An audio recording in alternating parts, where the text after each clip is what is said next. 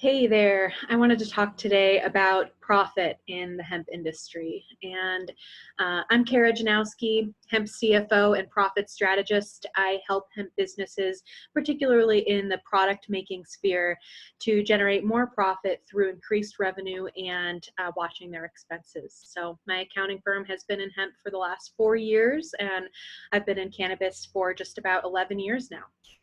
So profit in hemp can be a really taboo topic.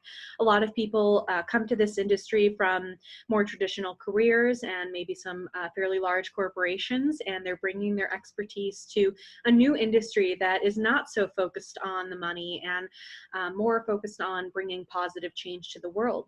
But I'm here to tell you about why generating profit in hemp is so important and that it has to be a main focus of yours from the very beginning of starting your hemp journey. So there are many different ways that we can evolve a hemp business, right? You can start a product business that's dedicated towards the retail sphere, selling direct to customers. You can maybe grow hemp flower and process that into material that you're going to sell to the hemp product makers. Maybe you do a combination of those two. Maybe you do some white labeling of products and you take the raw material and turn that into a variety of products for different brands to sell in their name, etc. And we can go on and on about the different models that are available to hemp. Now, what I wanted to say regarding profit is a lot of businesses will start with a goal of, we're going to sell $500,000 of hemp flower in 2020. Right? And they say, okay, here's our plan to grow that hemp. Here's our, our pricing and how we're going to sell it, and let's do it, right? And this is a really common approach that we see. They're really excited to start in hemp, but it is not a good method for generating lasting success. Okay, and here's why. So first thing is the most common problem that a hemp farmer or a hemp product maker is going to run into, particularly in the wholesale space, is where can I find a buyer? And this happens all the time with hemp biomass and hemp processed oil, right? Where can I find a buyer? I'm looking for somebody who's going to buy high volume, large quantities, and who is going to form a relationship with me over time, and I'm going to be able to consistently sell the hemp flower that I'm producing to them. That's the first problem with going into that type of a goal mindset. And the second problem is that you're really limiting yourself to that specific avenue. So until you find that qualified hemp buyer and develop that relationship, you're not able to take advantage of the other methods to generate revenue and generate profit through your hemp material. So, and even further, to expand on this mistake is a lot of folks go into it where they don't have a hemp buyer secured at the start of their farm or at the start of their plant mass acquisition. This is a major problem. Finding a qualified buyer is like finding a needle in the haystack. And if you don't have, a purchasing contract from the start of your endeavor, it's becomes more and more difficult as the season goes on for you to find somebody to invest in that hemp material. And another related thing is that people will always find one buyer and they'll say, oh, I've got my buyer, I've got my contract in place and I'm ready to produce and cultivate. And it's, as soon as the plant is ready to harvest, we're gonna bring it in. And this is a major problem because you're putting all of your eggs in one basket. You're reliant on that one contract to sustain your entire business model. And we see it time and time again. If you're going to be dependent on wholesale contracts of purchasing your hemp material, you absolutely need to generate more than one contract. You need to have an attorney vet the enforceability of your contracts. And you need to understand how it's going to impact you if one of your purchasing entities backs out of their contract. Okay, you need to have a backup plan.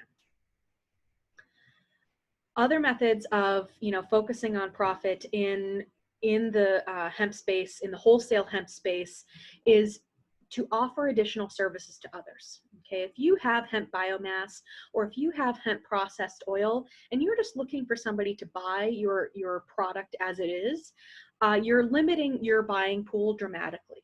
right? You're saying, this is what I have, and either take it or leave it. Well, I can tell you there are hundreds of other people just like you who have hemp biomass and hemp oil on the market, many of them with competing quality, and they're all saying the same thing that you're saying. Mine's better. I can, offer it at this price point, and do you want it, right? At the best case scenario, you go into a bidding war. I'm sorry, worst case scenario, you go into a bidding war. Best case scenario is you have a highly specialized product and you find that specialized buyer who's looking for exactly what you've produced, right? So consider offering additional services to potential buyers, right? Is there a way you can enter the white labeling sphere? Now, the white labeling sphere is great at the onset of a business. It's excellent when you're starting to dip your feet in the water. You need to generate some revenue. In the long run, we do see that white labeling is much less profitable than the retail environment. So that leads me to the third channel, right? Is selling direct to consumers. If you're able to brand a product or brand a sequence of products into a direct consumer label, that opens up your demographic of who you can sell to exponentially, right? If you're willing to invest some advertising and marketing dollars into this consumer brand, you have a much wider potential reach than you would if you were only selling in the wholesale basis, right? We by and far see that the most successful hemp businesses that are building a foundation for longevity are those who have a bifold structure. They are B2C and B2B, okay? They take advantage of both of those channels. They learn to understand the fluctuations in those channels throughout the months of the year, and they take advantage of the growth of each of those sectors. As a hemp business, you have got to be focused on profit from the start. You've got to consider all of the different ways that your business can generate revenue, and you have to take advantage of those channels until you hone in on the ones that are most profitable to you. As you approach year 2 and 3 of the business, and hopefully you've defined some of your really successful channels, you can start to eliminate those which become more costly and more have a lower profit margin in the long run.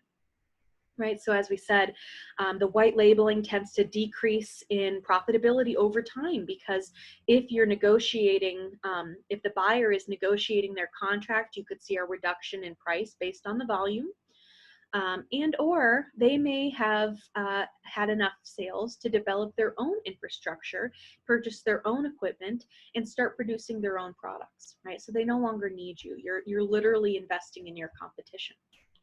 So it's important to be aware of these fluctuations over time and how it's impacting your business. But at the start, you have got to focus on service delivery, revenue generation, and truly giving your consumers or your customers as many opportunities as possible to interact with your brand and your products.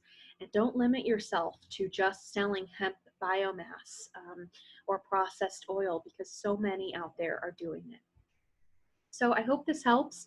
We are Sonder Accounting. We are hemp virtual accountants and CFOs, and we help our clients to maximize their efforts and bring home the profit that their business deserves to generate.